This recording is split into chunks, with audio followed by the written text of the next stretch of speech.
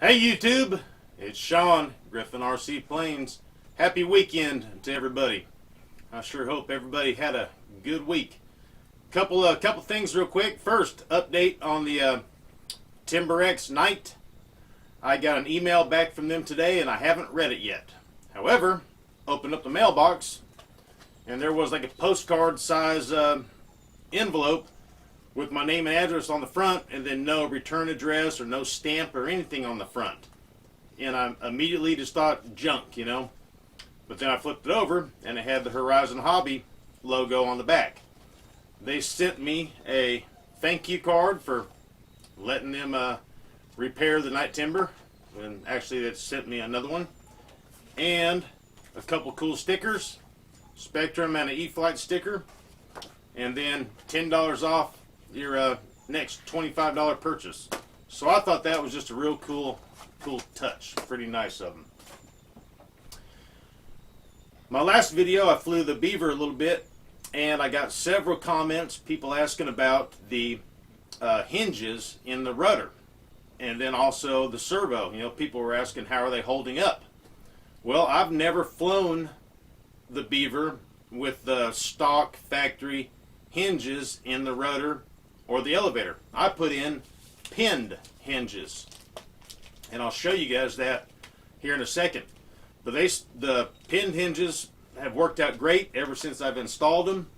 I did have the rudder servo go bad on me one time after many flights and taxis, and there's just a lot of stress on that servo back there. I mean, it's steering this big plane, you know, so every little whip back and forth of the rudder and the wheel that's steering the plane, all that force is on that servo. So that's to be expected for it to, you know, not last as long as it should. But let me show you guys a couple close-ups on this rudder here real quick.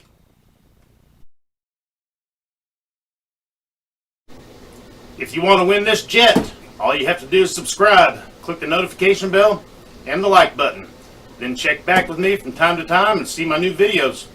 Once we get to 1,000, we're going to do a drawing. I had a drawing at 100 and only 30% signed up. With those odds, it could be a 1 in 300 chance. Subscribe. Check me out, guys. Let's take a look at the rudder here. You can see 1 hinge, 2 hinge, and 3 hinges. They're also in the elevator halves as well. The discoloration is where the epoxy, I guess, just changed the color.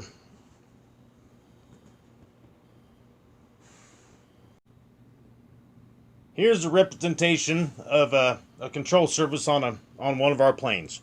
And here are the hinges that I just talked about. Pinned hinges. Many different people make them.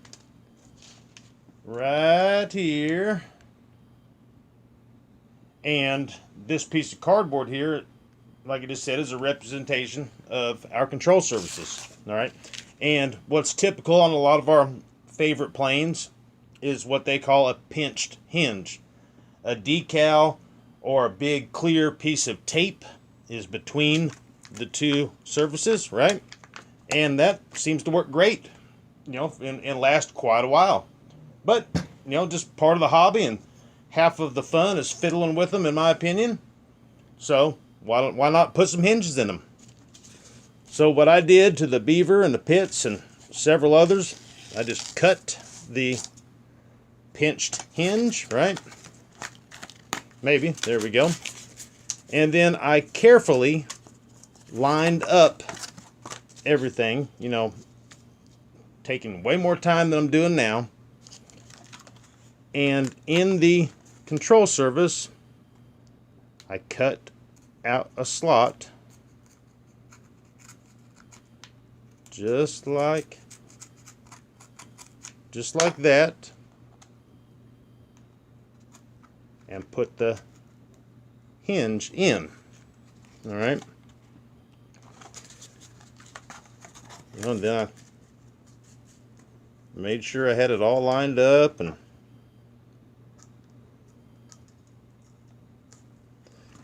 sometimes you got to make the the slot a little bit bigger so you can line it up, you know.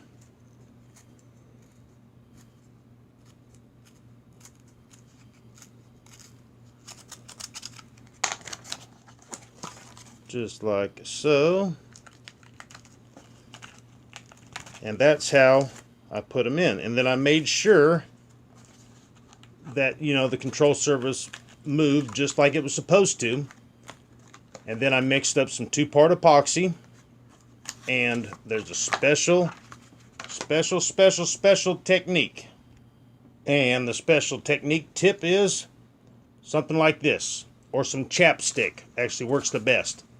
And before you glue your hinges in, you want to smear some chapstick or Vaseline or something all along the part right here where it hinges back and forth on both sides. That way you don't glue your hinge from functioning.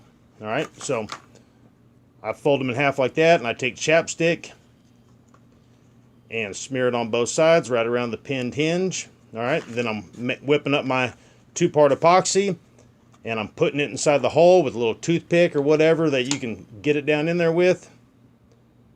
You know, and then you insert your hinge, and you keep it right where you want it.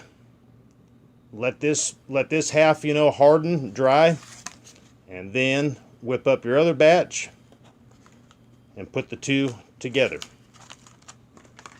That's how I did it on, well, let me tell you here. Well, I did it on this pits also. This is the FMS 1400 millimeter pits. And the rudder, hinge, hinge, hinge, and another hinge down here. And I got it in the elevator halves as well.